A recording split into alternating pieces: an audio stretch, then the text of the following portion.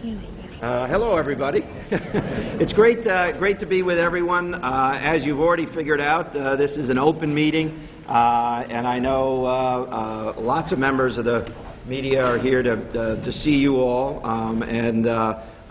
Before I go much further, I'm going to ask everyone to kind of go around the table and then the outer area. Everyone knows who they are, knows what team they're on or working team, and then we'll get down to business at that point if it's okay. So I'm Dan Malloy. I'm the former mayor of Stamford, and no longer looking for a job, but apparently one has found me. I'm Nancy Wyman. I'm still the state controller. I'm still signing the checks, but in a couple of weeks I'm not going to. There you go. I'm Marco Jakian. I'm currently the Deputy State Controller until January 5th, and then we'll see where I am. I'm Juanita James. And I'm the steering. I'm sorry. Yes. I'm Juanita James from Stamford, Connecticut, retired Chief Marketing Officer for Pitney Bowes, and on the steering committee. I'm Joe McGee, the Business Council of Fairfield County, and also on the Transition Committee. Sean Wooden, Hartford resident, partner at Day Pitney, and I'm on the steering committee. I'm Adam Selina. I'm the mayor of Berlin, and I am on the Personnel Committee. Ross Garber. I'm a partner at Shipman and Goodwin on the Personnel Committee. Sandy Cloud, a resident of Farmington. I'm on the Personnel Committee. Greg Butler from Glastonbury, Chief Legal Officer at Northeast Utilities, and I'm on the steering committee. Linda Kelly, President of the Hartford Foundation for Public Giving. I co-chair the Policy Committee.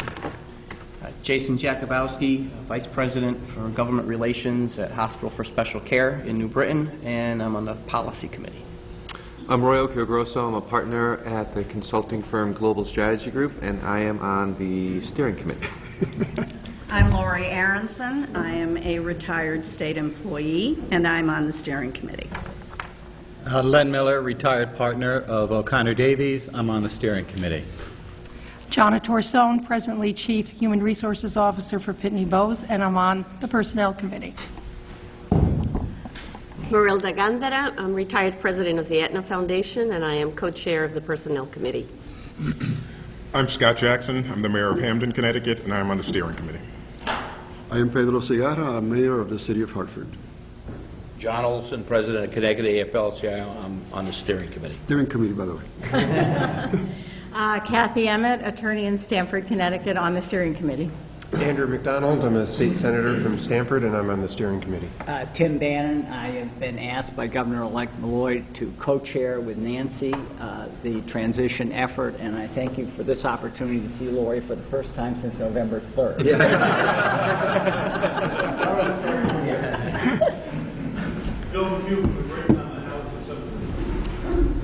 Chandler Howard with Liberty Bank, and I'm working on the Economic Development Working Group. I'm Juan Figueroa, President of the Universal Healthcare Foundation. I'm in the Healthcare Group. I'm Terry Edelstein from the Community Providers Association on the Health and Human Services Group. I'm Dr. Tori Westbrook from Glastonbury, and I'll be working on the Health Policy Committee. Lee Hoffman from Holman and Comley, and I'll be working on the Energy Policy Committee. Ron Curtero, Connecticut Association of Nonprofits, Human Services. I'm Toni Fatone from West Hartford, and I'll be serving on the Human Services Subcommittee. And I'm Gary O'Connor. I'm partner at McElroy Deutsch, and I'll be serving on the Environmental Committee. Teresa Lance, retired state employee, and I'll be working on the Policy Public Safety Subcommittee. Brian McCure, Connecticut Department of Transportation, and I'll be working on the Transportation Committee. Al Goff, URS Corporation, Rail Transportation. I'll be on the Transportation Subcommittee. Catherine Michella, City of Stamford, Sustainable Stamford, and I'll be on the Energy Committee. Walt Crouchick from Guilford, and I'll be co-chairing the Technology Committee. Rick Hegwood from Technology Resources, and I'll be on the Technology Committee. Cam Staples, almost former state representative. I'll be on the Education Policy Committee. Linda Ojait, owner of Taylor Winery. I'll be co-chairing the Agriculture Committee. Greg Wiedemann, University of Connecticut. I'll be co-chairing the Agriculture Subcommittee. Howard Rifkin, almost former Deputy Treasurer, and I'll be co-chairing the Housing Committee. Jamie Bell, Executive Director of Connecticut Voices for Children. I'll be co-chair of the Children's Services Working Group.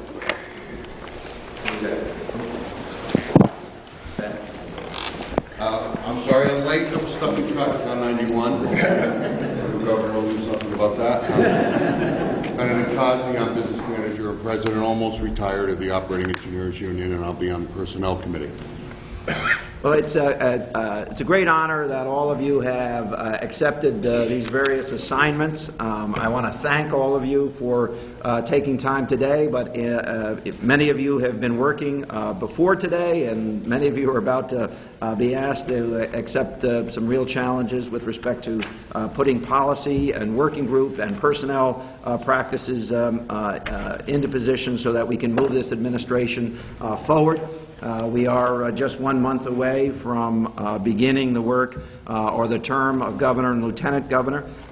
It's not as if I haven't been very busy, and Nancy hasn't been very busy the past weeks, but this was the first real opportunity that we had to get everyone in a room that could make it today, so I certainly want to say thank you for taking on this challenge. These teams, this group, was expected and does, in fact, reflect a great diversity of the people of the state of Connecticut, geographically, culturally, racially, religiously, and experience-wise, and it should be no other way.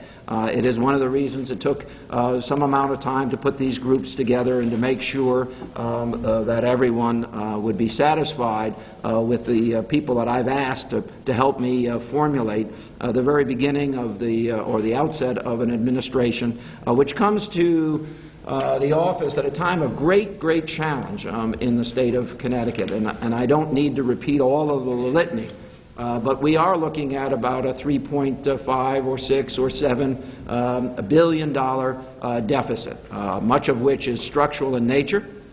$2.5 billion of that deficit, for instance, currently exists in the budget that we're living in today. Having said that, because monies were available, such as draining the rainy day fund and ARA money coming from the federal government and the draining of additional surplus funds and many other accounts, that 2.5 current deficit is, in some senses, papered over. It grows by a projection to $3.5 billion in the budget beginning July 1, and it is this administration's obligation to put the state's financial house in order. It's not an obligation that we will shun from, but it's an obligation that we intend to execute at a time that we also pay particular attention as well to the human services core requirements of our state. I've said frequently that it is not my desire to balance the budget on those who rely most heavily on government for their survival. Nor is it my intention to balance the budget in such a way that we do further damage to the ability of the state of Connecticut to compete on a national and international basis for jobs, job creation, and job growth. Something that we have not done for 22 years, something which we must lay the foundation and framework for in the coming months and in the coming years. So we have a gigantic challenge before us, how to balance a budget, learn how to live within our means, and to begin the process of growing our economy. And that's why each of you has been asked and selected to serve in some capacity in the outset of this administration. There are, as has been said, various teams and charges that have been given to various groups of people that are represented around this table. With respect to steering committee, some of us have met and had discussions. We are working primarily with the policy committee to recommend priorities with an emphasis on job creation. We need to be available to the administration and staff and to myself personally so that you might give me advice on how to manage and set up this administration and how to get through the first 6 months or so of what will be some very difficult decision-making processes, beginning with the budget, which must be produced no later than early in February. You are also on the steering committee responsible for the overall transition, with the exception of the personnel committee. And I decided to separate the personnel committee from the steering committee in the sense that I felt that personnel needed the special attention and experience of some individuals. I wanted it to be separated from the steering committee so that no one on the steering committee felt conflicted or obligated to pull in a certain direction because of a personal relationship or a fondness or appreciation for someone else's work history. So that's why we separated those functions, and I know several of you were wondering why we had separated those functions. That decision was also made after extensive consultation with a number of other governors sitting and previously having served in other states, and we sought to learn over the summer and into the fall and even more recently from their experiences. And we found that in the cases that those functions had not been separated, it caused great consternation and cross pressures on the individuals serving on the effective combined steering and personnel committees. All of which is to say that we'll leave personnel and all that consternation to them. And I will rely on the steering committee, as I've previously said. We named initially the chairs of the policy committee, and I want to thank them for taking on that challenge. Since the time of originally naming the policy committee, we've taken the steps of naming co-chairs of the policy subgroups. These subgroups represent issues that I took on during the campaign in an extensive policy document, which is some 76 pages long and available on our website. I imagine most of you have reviewed it already. I turned to experienced individuals on the policy side to chair that. It is more than herding cats because we have many different interests, desires, and experiences reflected in the chairs of the various subcommittees.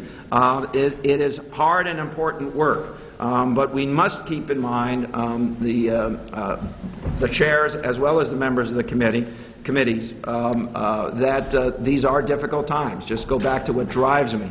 Balancing the budget, living within our means on a long-term basis, and laying the foundation to job growth and supporting job growth within the state as we also seek to attract job growth from outside the state. I would like each of the committees, the working groups, I should say, working groups, to come up with proposals after reflecting on the various policy documents that I've previously put out, Nancy and I have previously put out during the primary and general election season. Review those as well as your own thoughts and ideas as you put together additional members of these working committees. Please make a series of recommendations for early action. I would ask that in almost all of those cases, those early action steps either pay for themselves or identify revenue that would pay for them. Obviously, at a time that I've got to do extensive trimming of the budget as well as looking at the revenue side, I'm not looking for lots of contribution on how I could spend more money, but rather how I could save some money. Having said that, again, it's the same challenge. Help me balance the budget, help me lay the groundwork for job creation. Now, as I look at the various committees that I've asked be formulated, working groups that I've asked be formulated, there is a great cross-pollination of interests and desires. Energy in a state where we pay 76% more than the national average and 20% more than other states in New England has a great deal to do with whether we can compete as a state in job creation and job growth. Education, likewise. Transportation, likewise. So many of the subgroups, in many instances, will have work that crosses over to other groups. So I ask that you be familiar with the tenets of the concepts that Nancy and I have put out and ultimately help us put together a more robust version of that policy document that currently exists. The Personnel Committee, I have asked that you assist in recruiting and retention of available talent within state government or that which we might attract from outside of state government within this state. And in a number of positions, continue the process of helping me attract talent from outside of the state. I'd like you to identify and pursue highly qualified candidates. In some cases, these candidates have yet to indicate their own interest. So that's a little recruiting that needs to be done. I've asked you to also identify for interviews and screen candidates who have already suggested that they might want to be considered for a position.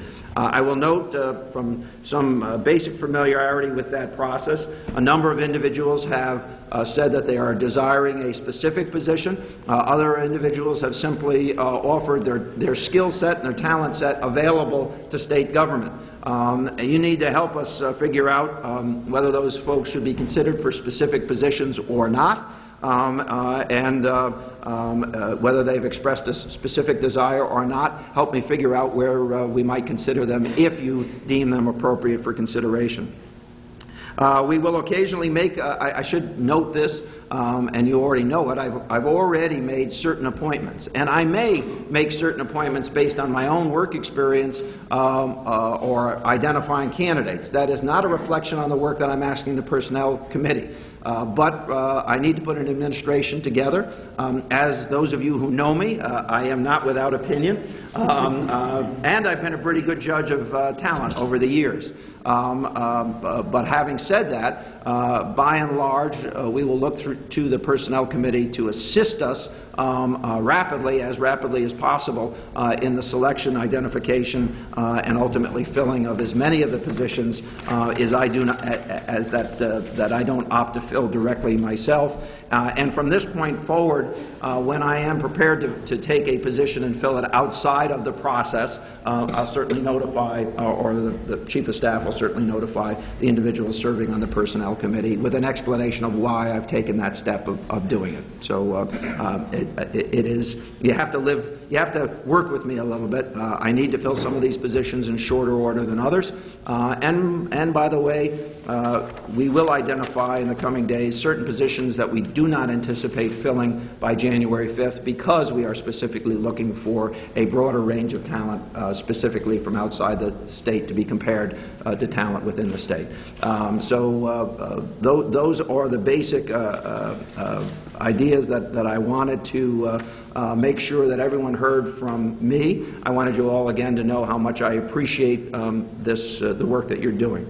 Now let me just stop for a moment because I'm not going to be here the whole time because I don't intend to dominate your conversations, and I'm going to speak with the press in a few moments. Having said that, I have mentioned the economic challenges and the challenges of laying the framework for economic growth in the future.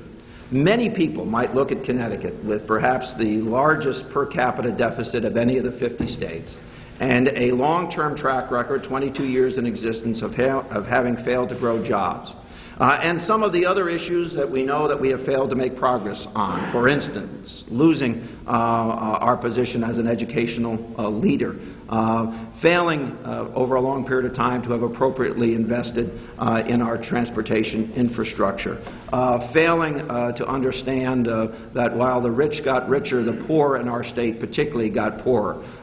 That these might be particularly dim or dismal times, and that you might not have hope for the future. But I've been through this before. In 1995, I was elected the mayor of the city of Stamford. Some of you know that. At a time that many people thought Stamford's greatest days were well behind it. What we did in a relatively short period of time was what we need to do on a larger basis in the state. We need to put our economic house in order. We need to concentrate on job growth, the things that we're good at, identifying the industries where we clearly can experience growth, biotech, biomed, life sciences, research, precision manufacturing, nanotechnology, health insurance companies, old line or property and casualty insurance companies, the kinds of industries that we should be working with and that we already have a toehold, substantial toehold, if not a preeminent position in the nation on. We also need to be opened to new challenges and possibilities of further growth in industries that we have not yet identified, but which would present a real opportunity to the state of Connecticut if we made appropriate personnel and, yes, financial commitments too. I believe that when we have an opportunity 4 or 8 or 12 years from now to reflect on what we did early in this administration to set the record straight, to begin the process that I've so tried to identify for you, when we look back, we will realize that we did it. We accomplished it. We're making progress. The people of Connecticut should now have, and will in the future have, reason to be hopeful and desirous of remaining in this state, raising their children in this state, and having their grandchildren grow up in this state. Connecticut's best days are ahead of it, not behind it. And you're part of the initial team to put that vision together. And I want to thank all of you for agreeing to accept this challenge. I'm going to, I guess, absent myself and speak to the press for a few minutes. Are we going to do that in here, or how do we want to set that up? They're all set up here. Do you want to? How do you guys want to do it? I'll be nice to you. You do it over here? Okay. Would it be all right if I limit it to no more than 8 minutes to answer some questions of the press? We'll take a quick break. We'll then reconvene, and you're in charge on that point? And you're in charge? Sure. Okay.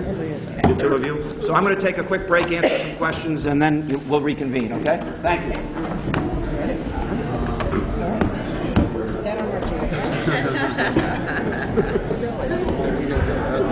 I know. What is the red?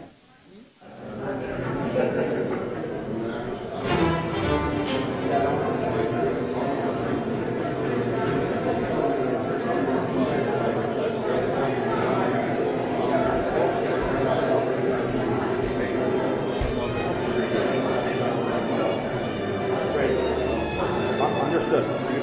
Thank you. I'll give you a minute to set up.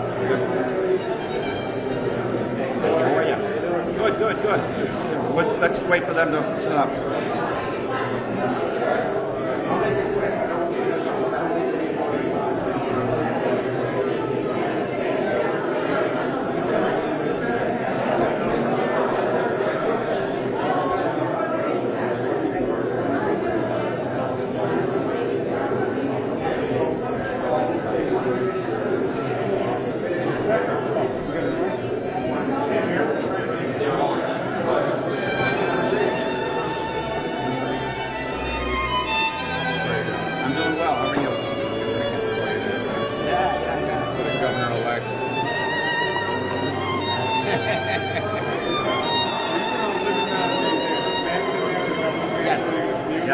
No, we're going to live.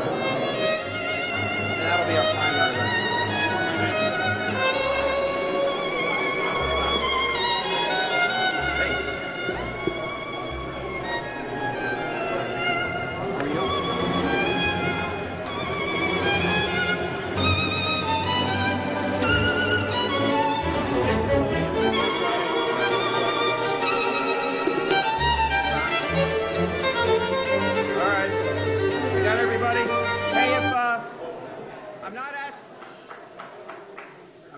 That you don't say anything, but let me just get, the quicker I get this done, then the quicker you get to work. So, and I need you to work. So with the press, I don't know who you, please. Quite an interesting assortment of people gathered here today. I don't think you can collectivize any particular group or people, but you certainly have some mayors here from several cities, and during your campaign you stressed the working relationship. Can you talk about your selection of some of the mayors here and the importance that you hope they bring to the process?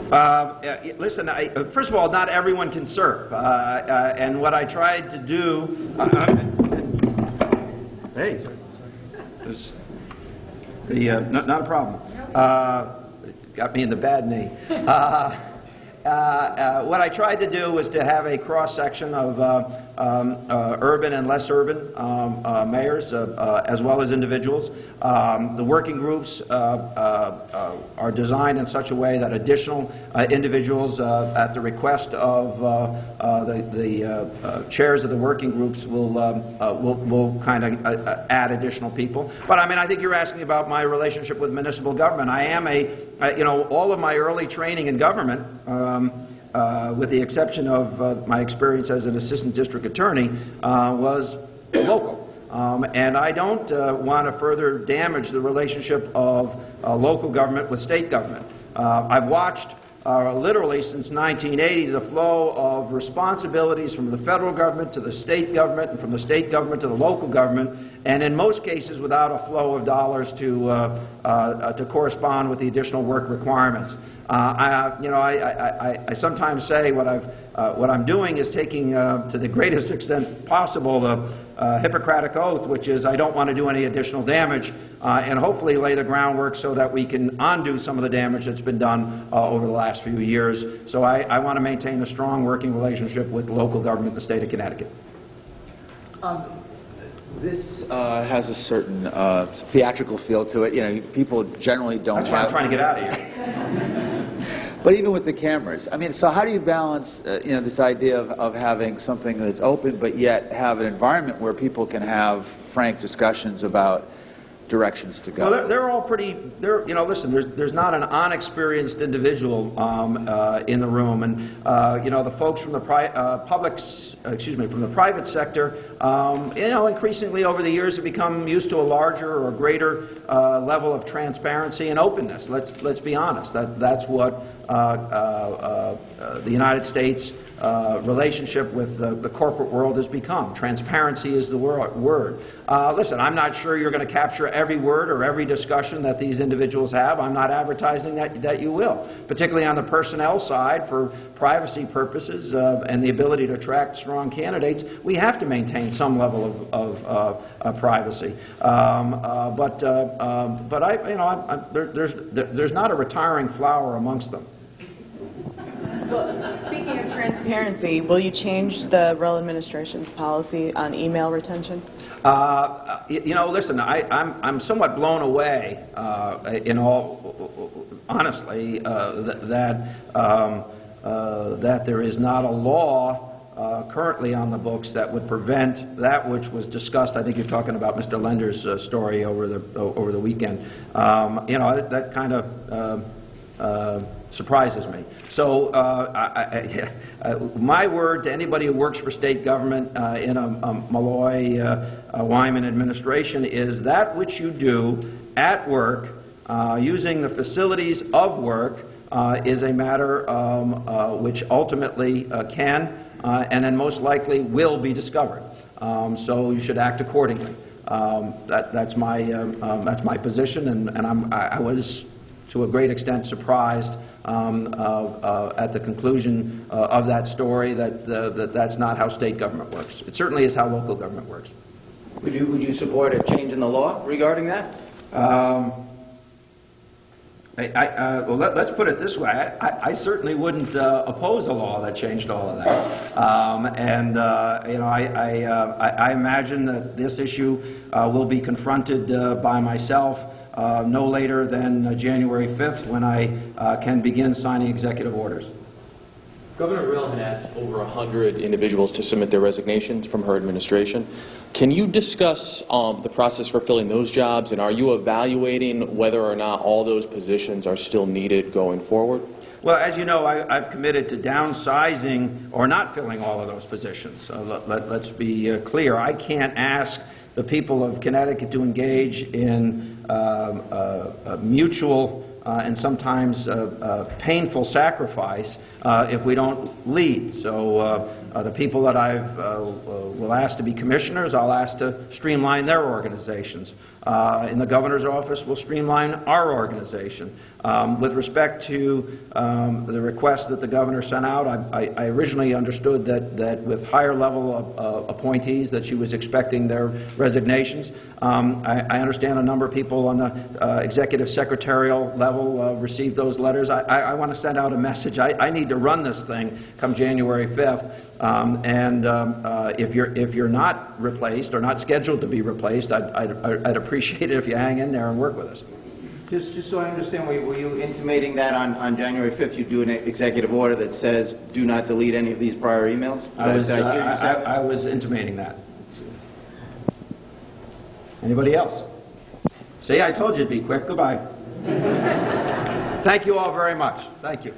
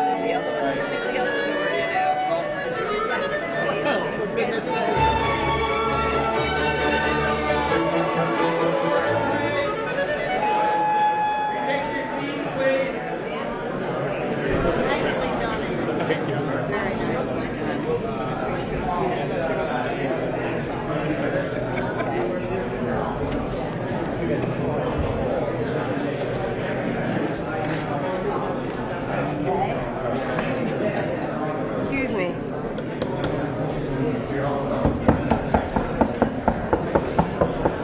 I think you need a gavel, too. Okay. Like the Boy Scouts. Ladies and gentlemen, We need a clinking. we have your attention, please.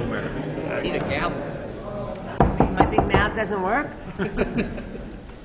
Thank you very, very much. Those that have to have conversations, if you could do it outside. And I think I'm going to now turn it over to my friend over here and co-transition coordinator or whatever. Whatever we are. That's right. That's a large category of activities Whatever. for which I'm responsible. Right. Thank you, Nancy. Nancy is far from faint of heart, but she's somewhat faint of voice this morning, so she's asked me to step in to get us going. As Governor-elect Malloy indicated, there are 4 groups of people here. There is a steering committee, a policy, co-chairs in Linda and Joe, the working groups with the policy committee. For the most part, your co-chairs are here, and the personnel committee. And what I think we can most profitably do is talk about some general rules of the road that seem to make sense given your busy schedules and the deadlines that are encroaching on us, and then allow the steering committee to meet with the working group chairs in this room to discuss how you want to divide the labor among yourselves. And then there will be a separate meeting with the personnel group that will take place over in the LOB as the steering committee and the working group co-chairs gather to sort things out. I think that with respect to just some of the logistics involved, I want to echo the remarks that Dan made in terms of thanking everyone for taking the time from your schedules to gather here this morning. In thanking you, I want to acknowledge that you come from all over the state. You have very busy lives that have culminated in the prominence each of you enjoys today. And we want to draw on your talents and experiences to the greatest extent possible without compromising your ability to continue your day jobs successfully. So this is, of course, up to the steering committee and the policy group and the working groups, but I think you should probably try to have as many of your gatherings virtually as you can, so that the logistics of getting so talented, so busy, and so geographically dispersed a group of people together won't consume the energies needed to tackle the problems that were outlined today. So that's just a suggestion as to the rules of the road, and if you find you can accomplish your work in better ways than I have suggested, obviously everybody is welcome to do so. And do you want to add? Let me add that some of you do not have lists of people in your working groups. We ask that the two chairmen do also choose some other people to serve on this that you know because of your expertise who should be in those meetings. That we didn't have all the expertise of certain people, so we want you to please go ahead and pull some people in that will help us out. Yeah, and that really is critically important because the policy operation is an outreach function. The people who have been asked and have accepted the co-chairs of the working groups should aggressively solicit viewpoints in your areas. You are, in your working group, co-chairs are all very familiar with the fields in which we've asked you to function. And we want to get all voices heard. Again, we're not always going to be able to get everybody to the table, but we want to make sure there is not a constituency unheard from. And the policy function is one of breadth and outreach, and the co-chairs can lead that. And to the extent that you are contacted by people who want to submit information, submit proposals to you, I would certainly encourage that. As Lieutenant Governor-elect Wyman just pointed out, this is the beginning of a process that will include people far beyond this room who hopefully will share their personal experiences and the policy thoughts that they have had and suggestions they would like to make based on their personal experiences. This is a very, very important function, particularly with respect to the policy area. I would just add another point with respect to personnel, which Governor-elect Malloy also mentioned. The wider and deeper the pool of candidates from which the very few appointments available in this administration can be drawn, the better we believe those appointments will be. We have received, I got a tally this morning, we have 600 resumes for something under 100 jobs so far, and that we want more.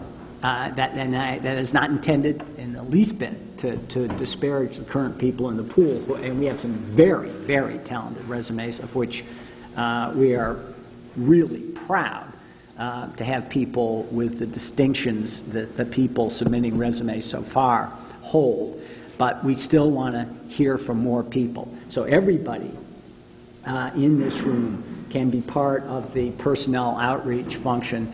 And as many of you have already experienced, you will hear from people who want to offer themselves for roles in the administration. And by all means, just forward those to me, and I will make sure that they get in front of the Personnel Committee. So the outreach with respect to policy suggestion should be as broad as possible, and with respect to talent should be broad as possible. And I guess I just also want to talk about the fact that, the doors are open, and we want to make sure people understand the doors are open. And some of you have certain interests as co-chairs that might be opposite of other people. Please bring those opposite people in. We really do need to have input from everybody. So if you could extend, I think that was a nice way of saying it. I'm trying. But I too want to thank all of you for everything that you're doing here, because I know it's a difficult time, and we have a lot of work ahead of us. But the fact that you've come out and have volunteered to do this, we really do appreciate it. Okay. We're on to the... Okay. Any questions that we can respond to before we break into the groups?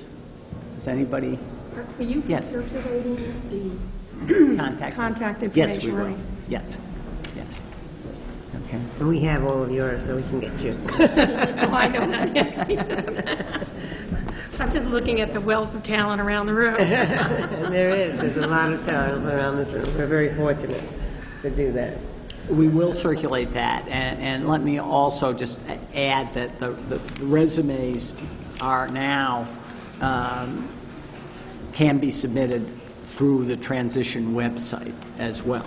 So I can certainly forward those, but you can encourage people to submit resumes directly through the transition website, which is transition.ct.gov. Yes. Are people who are in the working groups precluded from being eligible for positions, or is it still open even if people are on working groups? That's still open for them. It's open? Okay. The personnel committee is off limits. Yeah. For anybody that wants it done. Right. Okay. Any other questions before we break and let the working groups work with the steering committee and the policy co-chairs? Okay. Anything else? Okay. Well, thank you Well, again. thank you very, again very very much. We much. appreciate it. We